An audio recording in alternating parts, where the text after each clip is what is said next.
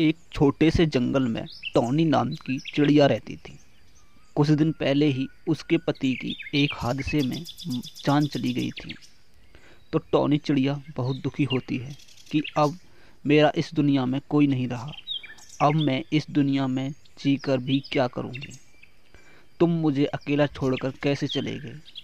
तभी उसका दोस्त कालू उसके पास आता है और बोलता है कि टॉनी, अपने आप को संभालो।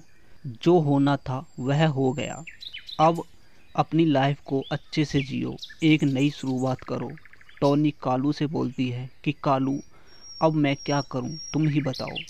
कालू बोलता है कि चलो मैं कुछ सोच कर बताऊंगा। काफ़ी दिन बीत जाते हैं। अब तो टॉनी के घर में धीरे धीरे पैसे भी ख़त्म होने लगे थे और खाना भी ख़त्म होने को था। तो टॉनी सोचती है कालू ने मुझे कुछ बताया नहीं अभी तक। तो टॉनी कालू के पास जाती है। टॉनी कालू से बोलती है, कालू, तुमने कुछ सोचा कि मैं क्या काम कर सकती हूँ। तो कालू बोलता है कि टॉनी, मेरी नज़र में अभी तक ऐसा कोई काम नहीं है।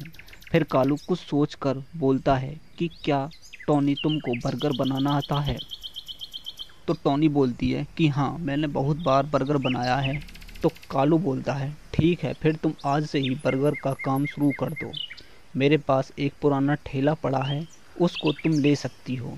तो टॉनी बोलती है, ठीक है कालू, मैं तुम्हारा ठेला ले जाऊंगी। टॉनी बाजार से बर्गर बनाने वाला सामान ले आती है और बर्गर बनाने लगती है और उन बर्गरों को बाजार में जाकर बेचती है। सबको टॉनी के बर्गर बहुत अच्छे लगते हैं। टॉनी भी बहुत खुश खुश थी और पैसा कमा रही थी। तो अब तो टॉनी रोज़ यही काम करती है।